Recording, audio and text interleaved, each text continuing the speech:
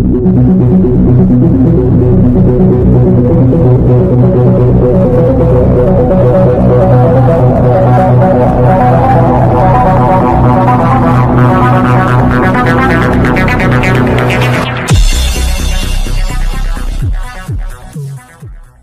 రాష్ట్రాలు రాజధాని లేవు, మాత్రం మూడు పేర్లు.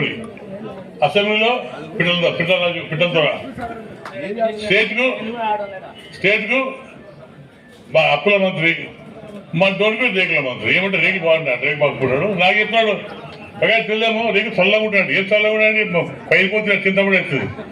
రేకు కూడా అన్ని పనికి మాలికి తెచ్చాడు. ఈ పైపు తీసుకొచ్చింది సిటీ, మన విజయవాడలో సిటీఆర్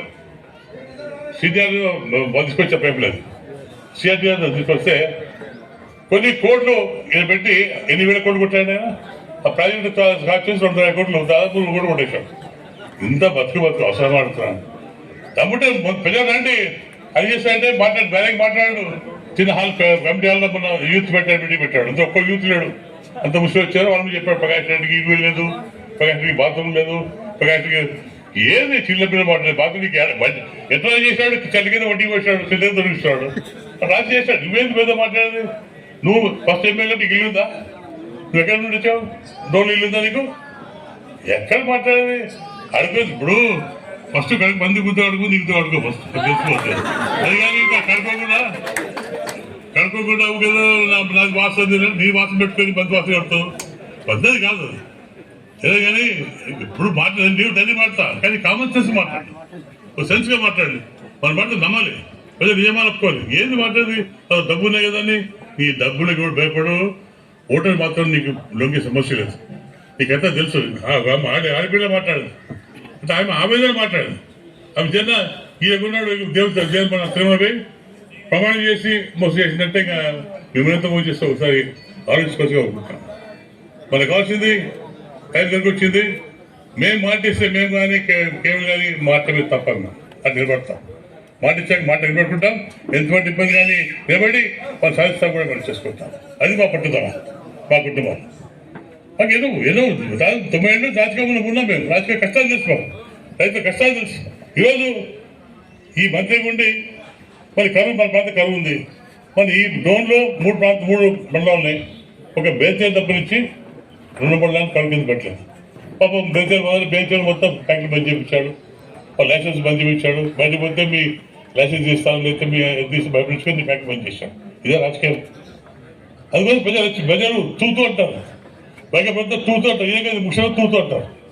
ఒక ముఖ్యమంత్రి 20,000 కోట్లు ఇస్తాడంటే ఇంకా అర్థం చేసుకోండి. అందుకోసం మోడీ గారు గుర్తించి వీళ్ళు బయట పంపించాడు. ఇది అయిపోతే పోతాడు. మన మొత్తం రైతులమే సాగుతుంది. ఉత్తరం చిత్రంగా పట్టారు. ఉత్తర కార్తీ లాస్ట్. ఇది ఉత్తరం వచ్చింది. మేము 9 తారీఖు 13 ఉత్తర కార్తీ ఎత్తాల్సిందే, పోల్సిందే. కాబట్టి అంతా కలిసి దయచేసి మనమంతా రైతులు కాబట్టి ఫస్ట్ రైతులమే ఎంత రాసుకొచ్చాం. కాబట్టి ఉత్తర కార్తీ కోసం వెయిట్ చేద్దాం. తప్పకుండా ఉత్తర కార్తీలో కంపెనీ చేసి మన పత్తులు బాగా చేసుకుందాం. తప్పకుండా ఎవరు భయపడే పని లేదు. మీకు అండగా ఉంటాం. నేను కేవలం అండగా ఉంటాం. ఎవరు భయపడే సమస్య లేదు. ఏదైనా సిద్ధమే. మంచిగా పోతే వర్షం పోతే మనం కూడా, లేదంటే మేము సిద్ధం ఉంటాం. దాన్ని భయపడే సమస్య లేదు. మంచి వాళ్ళు కోరుకుంటాం. మేము దేగానే కొన్ని వాళ్ళకి మంచి కోరుకుంటాం. లేదు మాకు సౌజన్యం అంటే మేము నేర్చుకుంటాం. మనం మధ్యాహ్నం భయపడే సమస్య. దండి చూసాం, మేము ఇస్తాం. దండి చూసాం.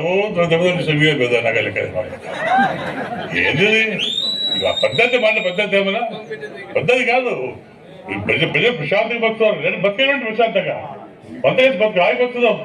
భయపడిచ్చేది, పులుసు పెట్టి కేజీ పిలిచేది చెప్పని చెప్పారు.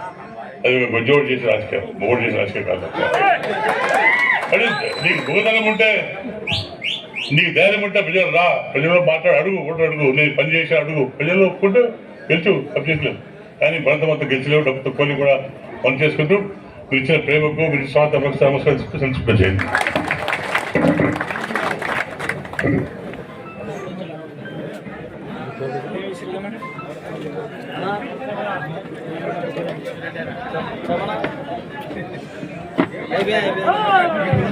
తిరుపతిలో మాట ఇచ్చినాడంటే కదా, కింది తిరుపతిలోనా పై తిరుపతిలోనా?